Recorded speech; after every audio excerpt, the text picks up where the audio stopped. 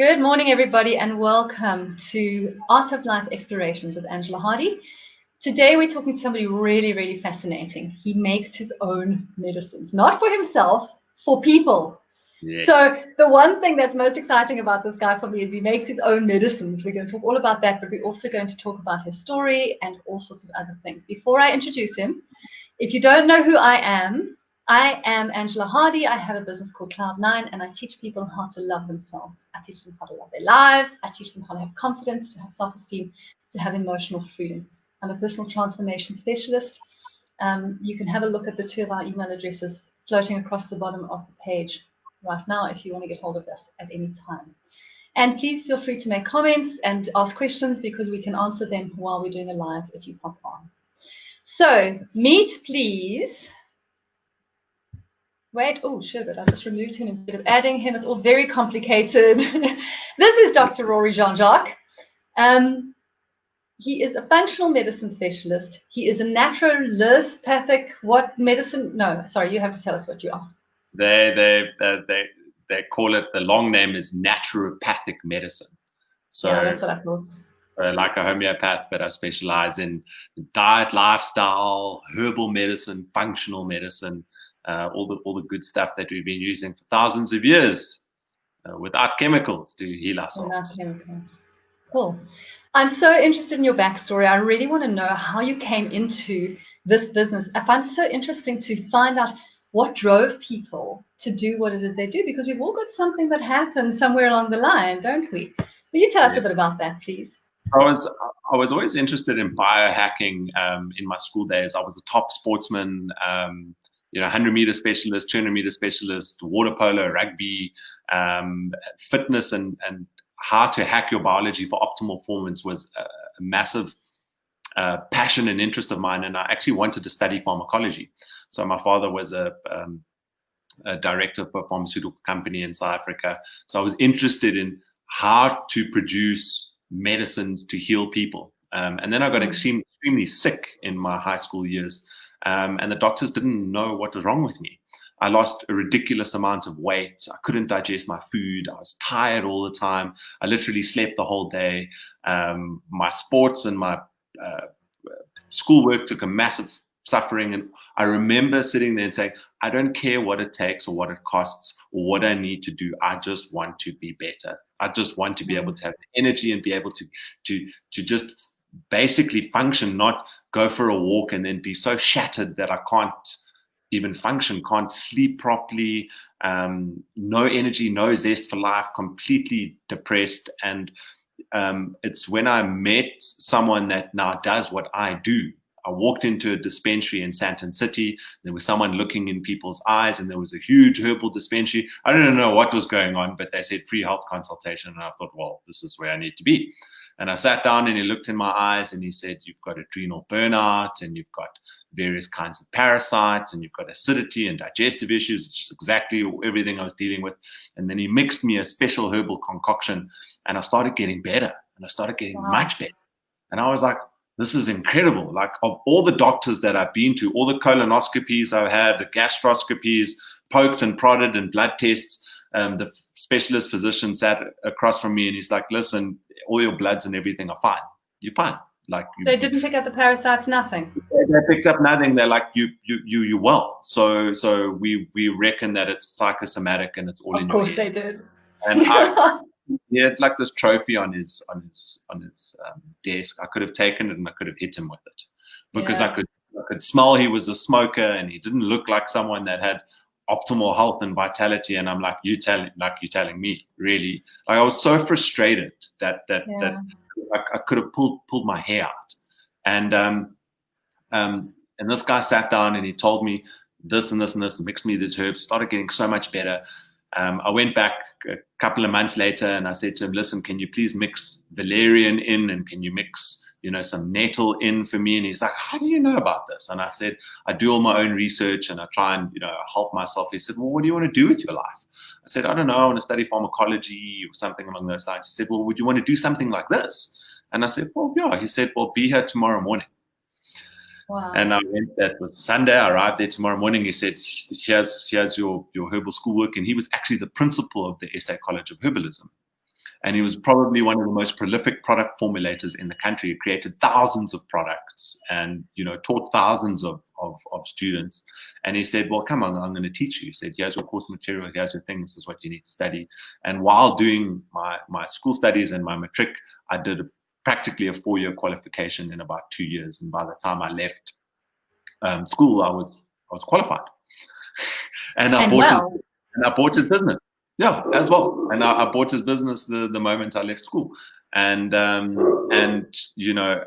was practically qualified, but no one could understand that this person that's so wet behind their ears, 18 years old, has the ability to know all this information and understand this and be able to do something. So I had a practitioner working for me, and it became one of the most successful dispensaries in Sandton. And we were actually going to roll that project out into the Clicks group. So it was instead of going into the allopathic dispensary in a pharmacy chain, you're able to go to the natural dispensary. Wow. And they'll mix you a liquid herbal formula, or they'll do a health consultation and things like that. And we tested the plant life, and it did extremely well. But I think it was too ahead of its time. Or that because that pharmacy chain then wanted to expand their traditional pharmacy offering. Yeah. So, that's what they've expanded going forward. Okay. Well, that's fascinating. What a great story. Geez, you really were ahead of your time, actually, all round. And so now tell us about some of the tools that you use, because I know that you do iridology as a diagnostic. And when we spoke to Robin Collar, who's also a functional medicine guy, he also does iridology, and he loves it. He says it's the most amazing diagnostic tool. Speak to us a bit about that. So Robin Collar is a phenomenal practitioner. I've known him for many, many years. And iridology is an extremely useful tool. For me, I don't use iridology as much. I use sclerology, which is the whites of the eyes. Okay. So I did iridology for many, many years, but I found as a tool, it's very much about your constitutional inheritance. So your predisposition, your miasms, your predisposition to developing disease. So in many instances, when an iridologist looks in your eyes and they say, digestion or, heart-related stuff or thyroid-related stuff, it's because they can see a predisposition. And because people's diets and lifestyles are so bad, the manifestation symptoms are going to be there 90% of the time. So that's wow, he was able to see what was happening. Whereas I found with the sclerology completely changed the dimension of my practice. And that was, that course was developed up to university level, because traditionally these things weren't. They were always fringe. You had to study with Germany or other, in Russia or other weird places, which had never made its way into, mainstream Western, study modalities. And the sclerology had been backed by so much study and so many pictures, and they would go into a hospital and say, okay, this person's got these issues, and then they would then map the whites of the eyes, and they developed the symbolism and where the vascular patterns are going, the different gels, pigments, red lines, indicators for parasites, indicators for neoplasm, which is cancer, where the congestion is starting, where the cause is, where the effect is, where the secondary effects are. And it was so incredible. And I find I can literally just take a quick squiz in someone's eye and I can say, this and that, and this and that, and I can see you got issues with that. And it changed my practice on a whole other level in terms of the accuracy. And when you link that in with understanding how the Chinese body clock works and how your organ system works from a Chinese medicine point of view, that's when everything changed. And my practice just, absolutely took off in terms of the results I was getting and the ability to see where the root cause of the issues are. That's amazing. I've never really I've heard of sclerology, but I've never really thought much about it before, because I haven't studied, but I've done some self-study and reading and whatnot about iridology, but not sclerology. And I always think of the whites of the eyes like it's white unless it's bloodshot, because you may be allergic to something, or you've been rubbing, or you've got a little inflammation or something. So you're looking at color. So we look at so many different things. Texture. A lot of the time, the whites of the eyes, like even if someone's got a little bit of yellowing, Yes. That is, well, that would be liver, right? Traditional medical thing is some kind of jaundice or some kind of liver related. There are various degrees of that. But you've got a membrane on top of your eye called the conjunctiva. That is what gets inflamed or infected if you haven't slept, or you've got some kind of infection, or you've been drinking too much, or you've been smoking too much weed. So this is what they call conjunctivitis. That's the conjunctiva. That's the little membrane. But there's actually sclera patterns which are much deeper, actually in the sclera, which is the whitening part of the eye. And those are vascular patterns. So we're looking at the thicker red lines in those areas. Their coloration, their formation, their patterning, where they're coming from, where they're going. We look at gels, various gels, what we call pinguiculars, various pigmentations, various colorations in those specific areas are a specific indicator. And each part of the eye links to certain organ systems, just like reflexology. Right. So you look at the nerve, that's the kidney area, that's the heart area, that's the pancreatic area. And then you relate it to symptoms. Every time a coconut, it's spot on. That's fascinating. Yeah. Oh, I feel suddenly very inspired to study sclerology. I can connect you. I mean, my professor has now put the whole course on DVD, so you can learn online now, and then you can do all your practicals and stuff. So, I mean, back in the day when we were sitting for 2 weeks solid studying eyes, when he came over, they've now taken all of that course material and condensed it. So you can definitely do it. It's phenomenal stuff. Amazing. Yeah. I mean, I often think about how we work. I work with the mind, I work with emotional states, I work with the kind of habits that we get in our mind into the misunderstanding primarily of the mind and how we're actually creating our felt experience. And it always feels like it's coming from the outside. And it's so valuable for people and so powerful for people. But even despite that, I know that, like, I'll work with somebody who has a lot of anxiety. The one person will have amazing results with, the other person not so much. This one, hormones are all over the place. You know, maybe they're going to menopause, maybe they don't have enough estrogen, progesterone, or whatever the case may be. It probably would be quite useful, because I find this, it's always, everybody has to specialize in some way, to some degree, with what they do. You specialize in the body, in the health, in the organs, and whatever.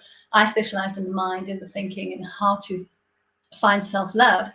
But to know a little something of everything, so that I can say, oh, you know what, finding self-love, definitely we need to go there for you. But I also see that you've got some hormonal disturbances going on, and you need to see somebody about that, because it's going to be very hard for you to find your mind when your chemicals are messed up. So when your physical health drives your mental health, but your mental health drives the physical. Exactly. We learn that in Chinese medicine. So exactly.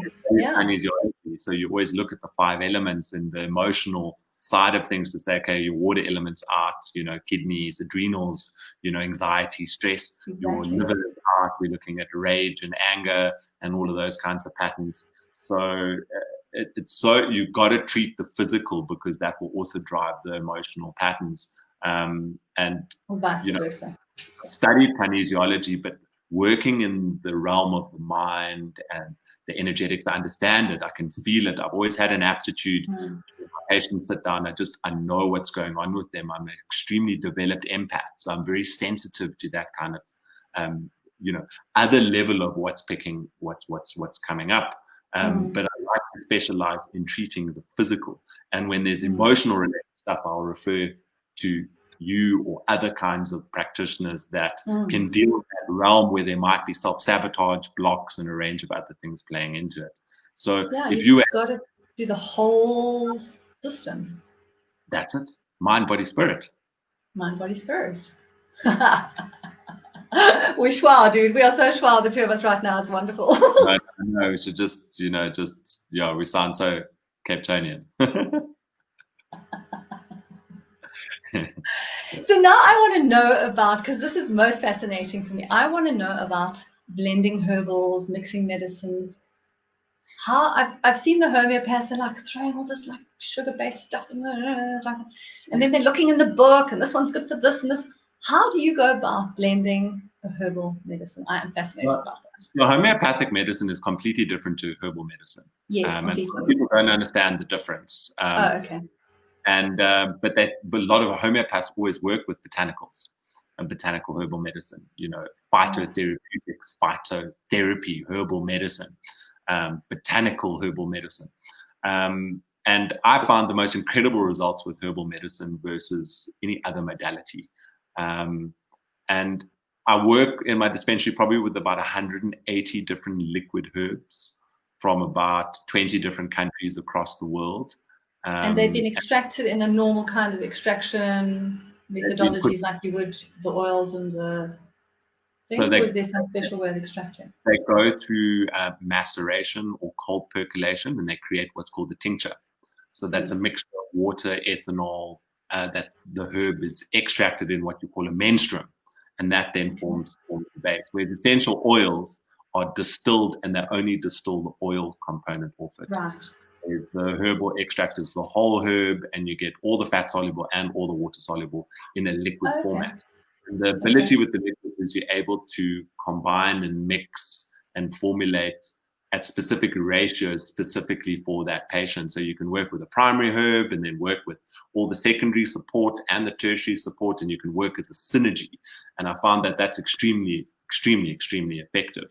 And you got to have a passion for it. I mean, I know all my herbs absolutely backwards, and I know their tastes and their qualities and the effects that they have. And I've seen the most incredible results. Like, I always end up being the last resort when people have been to every specialist and every pillar to post and things like that. And they come to me and they've been booked into hospital and nothing is working. They come to me and within 3 weeks to a month, they're like completely different people. So it's worked for me. I've seen how it's completely changed my health and how I continually work on it. So no one can tell me anything. That compassion is born from personal experience. So I know when they're not feeling well, like I can 100% relate. A lot of practitioners haven't been through that. They haven't been through that calling and that suffering, and they have been able to relate and have that such deep need for other people to not experience that suffering. So you're blending this little concoction, and you have some sort of superpower knowledge that says, oh, it's a whole lot of this and then a little bit of this. Are there kind of ratios that you would work with specifically as a norm, or do you have to use your kind of instinct and your creative imagination and your sense of what's going on with the client and put all of these things together to decide how the medicine goes together? That's exactly it. So when a client comes to me, we're doing live blood analysis. So we take a pinprick of the blood and we're putting it on the microscope and we're looking at it in live time, and we're seeing digestion as an issue, and we're seeing liver as an issue, and we're seeing adrenals as an issue, and we're seeing that candida is playing into that. And then I'm having a look at the sclera and I'm getting double confirmation that liver is an issue and digestion and colon is an issue and adrenals. So we're getting all of that confirmation. Then I'm discussing with my client and I'm saying, what are your top 3 main symptoms? And then we look at their symptoms and we relate that to what we've picked up in the blood, and then we prioritize to see, okay, listen, gut lining is the issue, liver is the issue, and candida is the issue. Then I'm saying, okay, this is the product that we're giving for the gut lining. This is what we're giving for. This is the formulation that I'm going to put together, but I'm formulating in such a way that I'm working with herbs that work for liver and digestion, and that work for liver as well as adrenals. So I'm combining that, and that just comes from a knowledge and an understanding of how the overlap of herbs work. Yeah, that's fascinating.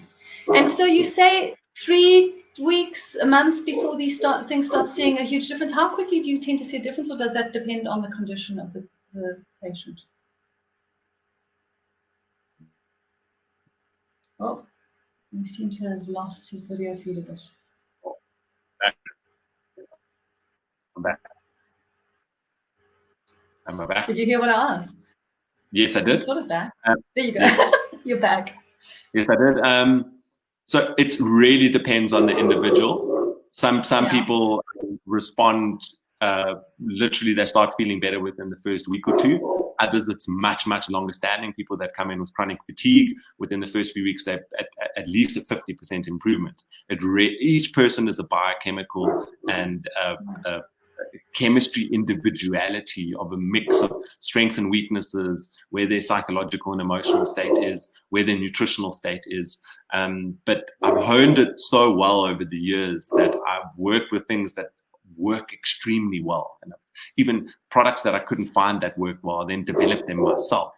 So the products that I developed for practice myself worked so well that I then started formulating and developing these products for industry. So I have a range of products that I supply to practitioners, probably about 1,000 practitioners across South Africa, practitioners that rely on my products. So I've developed products that work so well for people that I can rely on them, whether they've got infections, whether they've got digestive issues, they've got blood sugar issues, prostate issues, hormonal related things.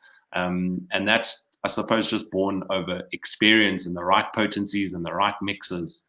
So, yeah. You've got a bit of a genius in this department. It's clear to me. I like to think so. I want to go back to, you were talking about blood analysis, which is a very interesting thing to me, because I know that I've seen, I've never actually had blood analysis done myself, but I've seen a friend of mine had it done, and he had the pictures of the before, and then he went on this very hectic diet, and the pictures of the after, and it was actually pretty remarkable to see the difference, even as somebody who doesn't know what they're looking for. Yes. But I'm curious to see how, I mean, can you just describe, if it's possible, a little bit of how you look at the blood? What are you looking for? What do you tend to see that helps you to understand this is liver, this is pancreas, this is, what do you see? Because the pictures that I saw, it was just the molecules of the blood and where they were stuck together, and some of the macrophages, the floating around to say, oh, you've got an infection. What are you looking for? So there's about 200 different anomalies that come up in live blood analysis. Yeah. And my business partner, Dr. Buerta, teaches and trains. We've probably trained one of 1,500 practitioners. So the course material that we've developed is probably one of the most effective courses globally. And what we're looking at is there are specific hematological signs, as well as we're looking at the plasma, we're looking at the dry blood sample, we're looking at how the blood cells form together. So normally when you see the stacking in the blood cells, that's digestive related. So when we it's the pH and oxygen related. And we look at the health of the white blood cells, how they're moving, their indicators for parasites, their signs for vitamin and mineral deficiency, gut health, adrenals, hormones, infection indicators. So there's so many different types of blood cells that we're able to pick up, and these are specific hematological signs. But we also then go into something called dark field analysis, where we can see pleomorphic forms. So we actually look at the sample in a different format, and we can actually see when there's a hole, it looks like an underwater, like sea anemones and, all these little microbes which are naturally in our system. And, the Pasteur theory was monomorphism, which was basically the germ creates the disease. Whereas at the same time that Pasteur was working on his germ theory, he stole the theory from another scientist called Antoine Béchamp. And Béchamp said that it's the environment and the terrain that influences the microbe that's in the system to become pathogenic. So so it's like a fish tank. If you don't keep the water the fish is in, as well as the fish itself. That's exactly it. And the plants. That's exactly it. And if the water becomes overloaded with byproducts or toxicity, or the oxygenation or the pH is incorrect, you start having weird and wonderful things growing in the water. Makes the water sick, makes the fish sick. Now, we internal fish. So we have water inside, which is exactly the same as seawater. So if you don't keep that water cleansed, you don't keep the filters cleansed, you're not putting the right alkalinity in and the right oxygenation in, and your digestion is impaired, it's going to affect that blood, and you're able to see what that is. And that's how we're able to see what people are experiencing. And I mean, the results that we get with before and afters and the ability to see, I mean, we're able to see fibrin in the blood, and that's produced by when the liver's under stress. You can see cholesterol crystals, which are indicators of elevated cholesterol and, hardening of the arteries. You can see signs for blood sugar and insulin imbalance, which are a large number of people. So when a diabetic sits down, you can immediately see that that's the type of pattern that you're working out. And that when your cancer patients sit down, you can see exactly what healthy blood looks like. And then the more unwell patients you work with, especially like severe cancer patients, you have an extremely good idea.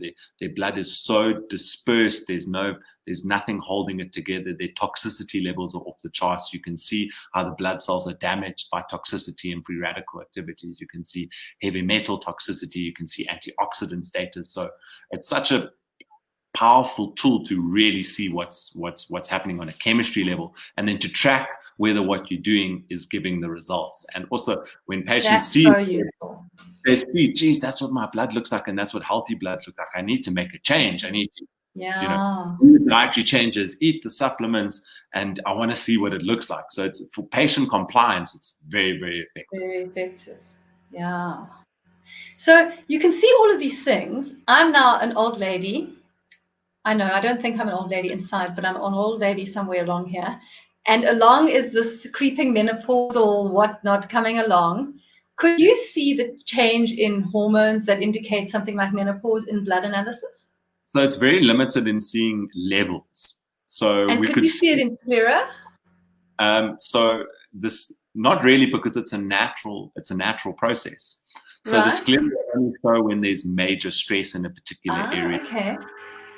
So we might see hypothalamus overworking to try and tell the ovaries to produce more. We might see the adrenals overworking because they're compensating to produce more DHEA, which the body uses to make the hormones.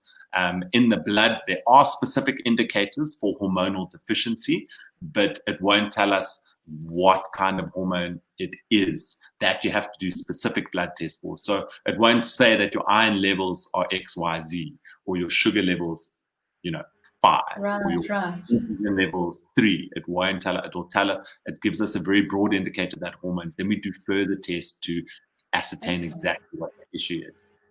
Okay. Well, you would know that we were in menopause because as I come and see you, I'm like, hello, Rory. It's like menopause, as if yes. Okay, I just thought you were stressed because you were going on TV. I was going on TV and I was fanning. No, actually wasn't the day. Was it the day you were there that I had the fan when I was on? I think it was, yeah. I think it was. I was busy fanning the other woman that was there. I actually didn't have a flash on that day, but I just happened to have a fan in my bag, right? So you know why that actually happens? No joke. Right? You know why you get that flashing? Because of the change of estrogen. So your hypothalamus in your brain is like your brain's CEO. It's the master and commander. And it's constantly monitoring the blood for all your hormone levels. So as your estrogen and progesterone starts to drop, your hypothalamus gets hyperactive and produces signals and peptides to try and tell the ovaries to produce more. Now, your hypothalamus is what controls your temperature. So obviously, the temperature goes up and you start to get that flashing and that hot effect because the body's trying to get additional hormones. So then something along those lines, you would use a natural progesterone cream or something called Progest E, which you rub on the inside of your gums, and it gives you a natural progesterone level and it just tops it up. And I've had the most incredible results with that. Anything herbal that you work with tends to occupy the receptors, the estrogen receptors, and basically fools your body into saying that I've got, the hormones are there, but they're actually not. So you do need protective hormones. So it's good to work with a homeopath or a hormonal specialist where we can check your bloods and then we can make sure that we're maintaining with bioidentical progesterones. You don't want to be using anything synthetic because your risk for cancers are very, very high.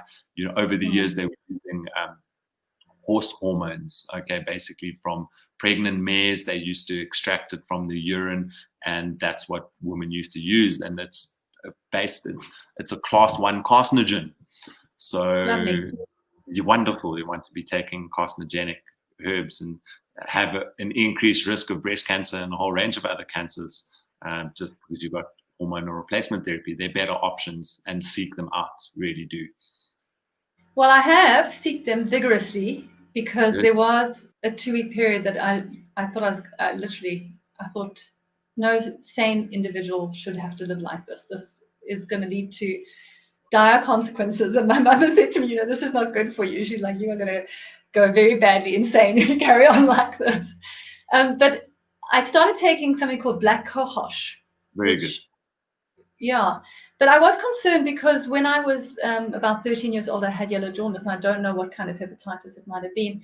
And they do say it's bad if you have liver disease, maybe, but I don't know that I have liver disease because I had jaundice. So, how does one protect against that kind of thing? You should. So your liver might be sensitive. If it started so on, liver has probably always been sensitive for you with coffee and rich foods and sleep and moods and menstrual related stuff. So it may have set you up as a predisposition to have a weaker liver.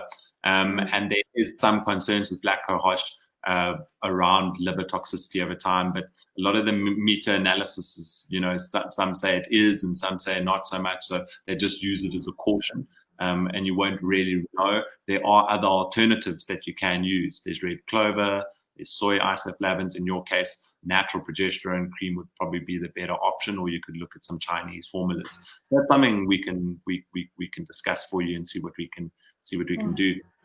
But 95% of people are going to be fine on the black cohosh. It's not going to be major issues, and it's also extremely good to use it for a period of time and then phase off it and use something else in between, so that it doesn't accumulate. It doesn't accumulate and cause any liver-related issues. Right. They did say 6 months, and then but then you're back to being afraid to even leave home for 6 months because you're so hectically. So you can use an alternative product. Yeah. That's not. So you can. Okay. Yeah. Well, that is. I mean, it's a very interesting experience going through this whole perimenopause thing and having the experience of the hormone change. I'm lucky that I don't feel particularly moody, but the heat of it is unbelievable. And it's so unpleasant actually in winter because you're hot and then you take everything off and then you're freezing. And you're cold, yeah. And then you put everything back on and then it's like all day, all night. You don't sleep well. It's a real pain. So I think it does make sense to do something for it. But as you say, I've read about hormone replacement. My mother said, get onto hormone replacement immediately. I'm like, I'm a little bit cautious about that. I'm just going to throw myself at these things because everything has a side effect. It's not as though there's nothing for jam. Everything has a price to be paid, including everything you eat and everything you drink. That's everything. I've got a couple of hundred women which have been using the natural progesterone replenishment drops, and no issues. There's no risk with cancers. It's a protective hormone. It's what your body uses as a hormone of adaptation. And I work with a doctor in the States called Dr. Ray Peat, and he developed this. So you don't rub it on your skin, you rub it on the inside of your gums. And that within a week to 2 weeks. What does that look like, dude? It's like a little oil just on the inside. Just saying. Every morning you're just rubbing the inside of your lips. You should feel so happy after that, I guess. Hey. No, you do. And also it goes, progesterone has an amazing effect on your moods, and you take it with a bit of sugar and you feel great. I've had amazing feedback, far better than a lot of the herbals, and that's because you're actively giving what your body wants and what your body needs. Just the one thing, yeah. Your body that actually does make sense to me. It's your master hormone. Your body can produce many other hormones from that natural progesterone. It's a non-synthetic, so it's bioidentical. So you're just topping up your natural levels, and it works incredibly. So the herbals are useful because they help to manage the symptoms. But they, until you sort of have made your way through that phase of change. So yeah, it's useful stuff. Which they tell me can be up to 11 years. Yeah. 11 years of this? I don't think so. We'll sort you out. I know exactly what we need to do. I work with this guy. So tell me about diet and how much you use that in your practice, because I'm a very, very firm believer that you start with the inside and you work your way out, and the gut is the center of everything. Do you work a lot of diet in your practice? It's probably foundational to everything, because a large portion of our issues is what we're putting in our mouths, and our food chain has changed so significantly in the last 50 years. Everything is hybridized, everything is genetically modified, everything is sprayed with herbicides, pesticides, glyphosates, everything has got preservatives in it. So I'm a major proponent of removing people off non-foods. So no refined carbohydrates, eat from the fresh aisle.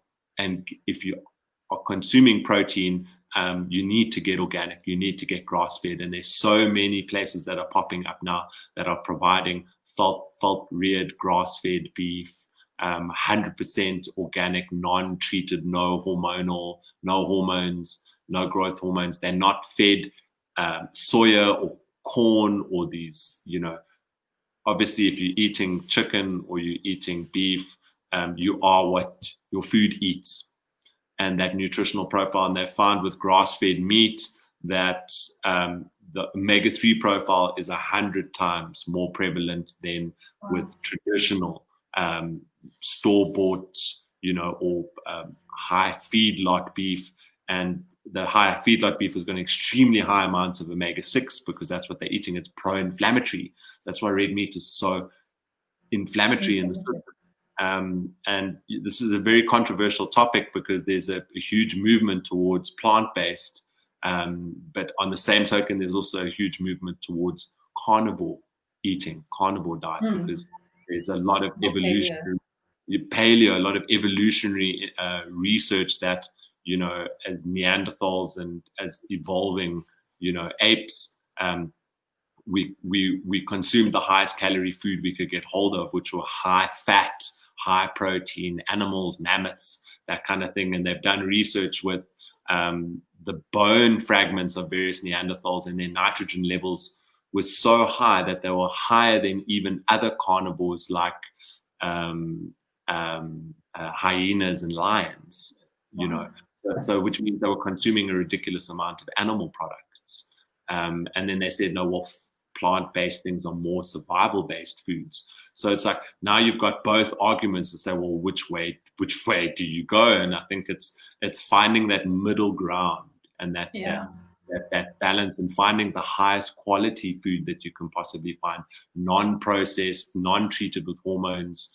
They're fed an extremely nutritious diet, and it makes the difference. I know when I eat organic eggs and I eat these grass-fed proteins and good quality veg, I sleep better, I feel better, everything functions better versus the massive commercial food chains. So supporting local is very, very important, and it's growing in a big way.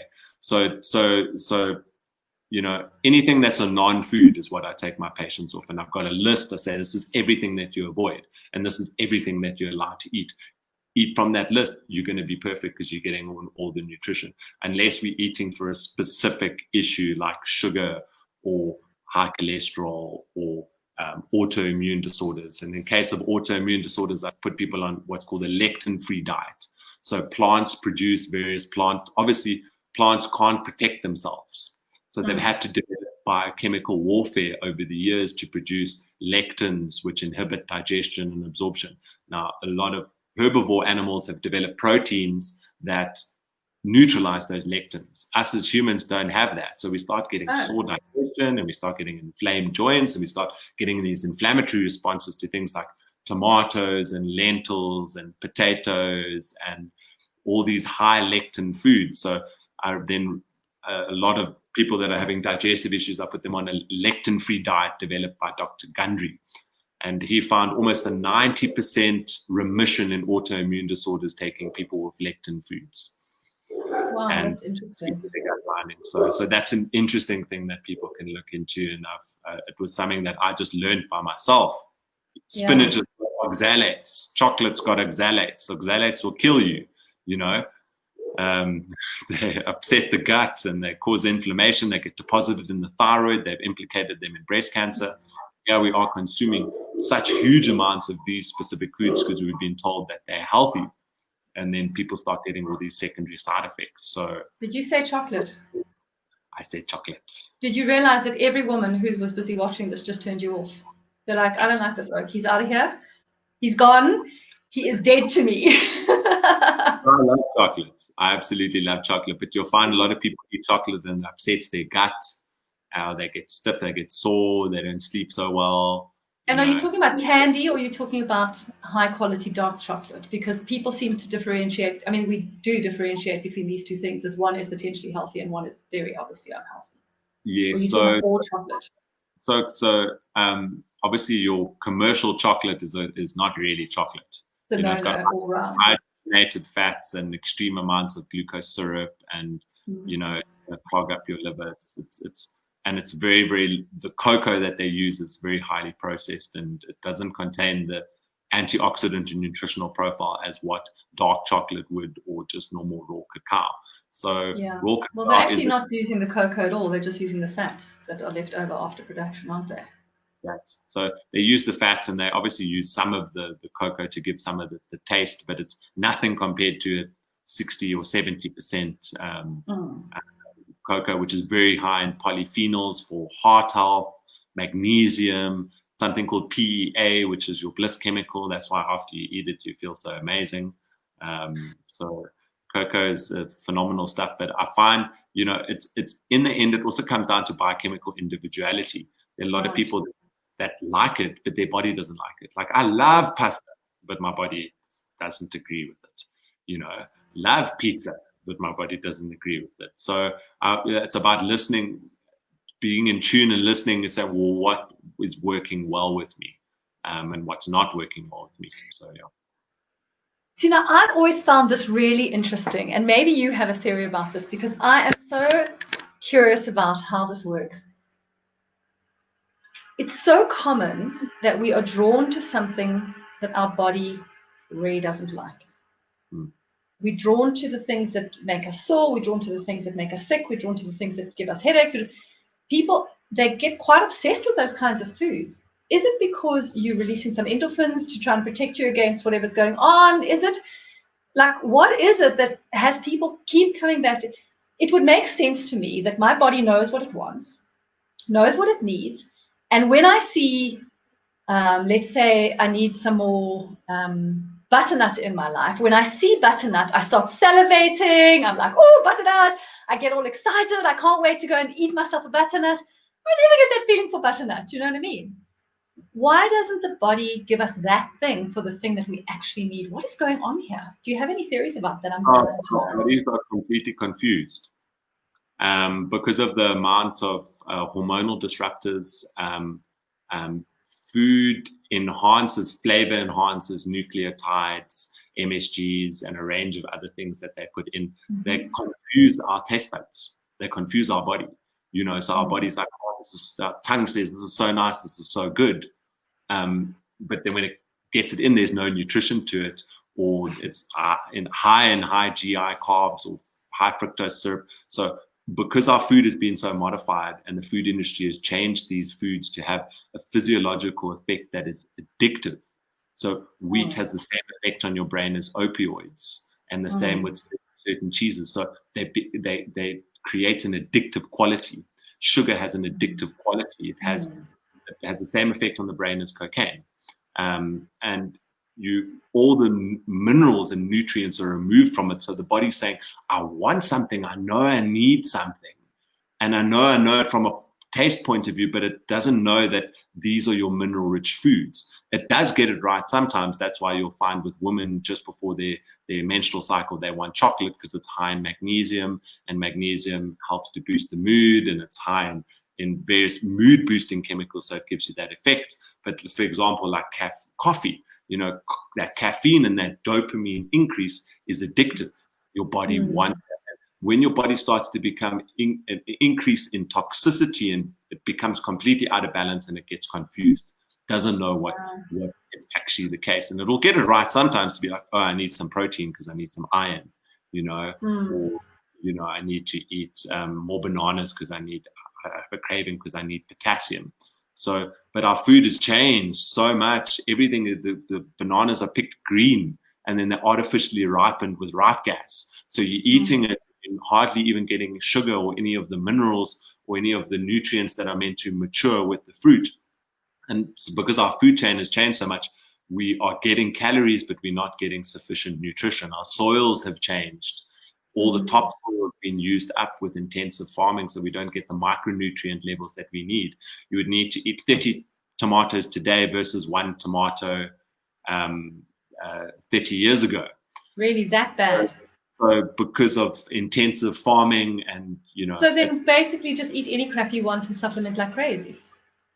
So yes, that can be a factor, but try and find good quality, because good quality food, quality nutrition, but you can still find it and it makes the difference. Unfortunately, the supplements don't bring the same energetic and nutritional effect as what food does. Yeah, but you're basically screwed, aren't you? Because unless you're growing all your own food in good quality soil that's full of great nutrients, and you're not spraying it for pests, and you know exactly where the source and origin is, and you're absolutely certain that your soil is of good quality, and you've got a lot of variety, despite the fact that you live in one climatic region, you got to buy your food elsewhere. And if the quality of tomatoes is bad elsewhere, it's a bum. That's it. And so a lot of people are doing that. They're setting up permaculture, growing what they can at home, growing herbs. They're very simple ways of doing that. So food security towards that level is what people are doing, but also people are moving towards more organic. You can order everything online. They've got these organic boxes. They send it to your door once a week, and that things are not sprayed. So there are solutions. It depends on where your values lie. How important is your health to you? And unfortunately, we live in a lifestyle of convenience. Pop past the local place on the way home, get what you need to. It's and then it sits in your fridge and it stays fresh for 2 months. Then there's something seriously wrong here. It's a Franken food, so it's there's no simple solution for the masses. But the people that are unwell, that are looking for optimal, you'll go out and you'll seek out the good quality dairy, the good quality proteins, and then the fresh stuff. You can find it out there. You just have to look. And there are many places in Johannesburg as well as in Cape Town that are expanding into supporting local farmers, and people are producing all of this stuff. So it's there. But we live in a challenging world when it comes to having optimal health. And there's so many different stories as well that you just actually don't know where to turn. I mean, I'm very invested in food. I've spent a lot of time looking at food, studying food my whole life. And then it's just like, today the avocado is the fruit of the gods. It is brilliant. Tomorrow there's too much fat in it. Then tomorrow it's like, oh, the avocado again. We're loving the avocado. It's like, you don't know where to turn afterwards. But look, there's nobody has ever debated the fact that processed food you should stay away from. Sugar, you should stay away. There are some things that have remained set in stone, no matter how much they argue about the avocado. Some things are always true, and that is raw food. I mean, healthy, the actual food, as opposed to processed food. That has never been under debate. Whole food, the fresh aisle. The best thing is eating from the fresh aisle as least processed. Anything that's put in a can or a packet or dried, it's been heavily processed, so it's no longer really an efficient food. So as much as possible from the fresh aisle, you'll be, fresh fruits, steamed veg, good quality protein, staying away from, I think one of the biggest travesties in the last 50 to 60 years has been the advent of vegetable oils. Everything that's fried, your corn oils, soya oils, the PUFAs, polyunsaturated fatty acids, your sunflower oils, your canola oils, all of these kinds of oils create major inflammation in the system and disruption of your cell membranes. They destroy thyroid function. And this was at the time when the seed oil industry was used on such a big scale, and in industry, when they started moving away towards other things, they had to find a use for these cottonseed oils and these linseed oils and all of these kinds of oils. They created a massive propaganda campaign that you can use it as a food. And that's when we started having a massive increase in inflammatory disorders and heart disease. And they started feeding these toxic oils to pigs because it destroyed their thyroid function and it allowed them to fatten, you know. And when they were like, oh, we can use coconut oil because it's a saturated fat, they all lost weight. They all leaned out because it increases thyroid function. And they were like, this makes no sense. So yeah, we can't have those. We can't have this. So when you really look at the history, it's a polyunsaturated fatty acid, which means it's highly reactive to oxygen. Now we heat it and we boil it and it gets exposed to light and oxygen. It becomes this highly reactive molecule that we take into our system that clogs our arteries and our livers and creates massive inflammation. So the only oil that you could use is olive oil. And then I'm recommending people use things like coconut oil and stuff like that. Every other oil is a massive problem. So you need to eliminate them. Yeah, look, I mean, to my thinking, by now you shouldn't have anything else in your kitchen. Coconut oil, olive oil. Got some butter or ghee. Bit of sesame oil for flavor occasionally. That's it. Yeah, no. It's a minefield. Food is a minefield, and we are very uneducated about it as a nation and even as a world. It's not something, you know, if you were ever going to learn something useful at school, it would be useful to learn how to feed yourself for your good health. If you were ever going to learn something useful at school, it would be useful to know how to manage your mental health. That's it. To be well, to have resilience, to have a sense of yourself that is enough, that is confident, that is okay in this world. But that's not what we're learning. It's been a massive philosophy of mine, but the school system is not designed to have people that are individuals and that are self-sufficient and are self-regulating and self-modulating and that are skilled. It's designed for factory workers. It's designed for you to be a sheeple. It's designed from top down for you to understand a particular narrative of how things. Yes, it'll give you an understanding of geography, how the world works, and mathematics, and science. Will teach you how to think, and you can learn about a number of things. But it's structured in such a way that it won't teach you about the world. You know, it won't give you these tools of how to self-regulate and work on yourself emotionally or how to eat, because there are also a million different philosophies on, even with dietitians, on what you should eat and how you should eat. And I think it's going to take a couple of 100 years more for us to learn and understand this even more. So in the end, I look at empirical evidence and I look at what works in blood analysis, because I can see it on a chemistry level. And I look at what works with my clients and I look at what works. And I also find each person is an individual. For example, turmeric doesn't love me, makes me sick. You know, I love tomatoes. I nearly had shares in a big tomato sauce company because I used to have so much, but I realized it was too acidic and too pro-inflammatory for me. So each person is an individual of things that won't work so well with them. But you can't go wrong with eating organic and fresh and eating a wide variety and not too much meat or too much veg or too much dairy. You know, the Chinese call it about macrobiotic eating. So they have a little bit of everything.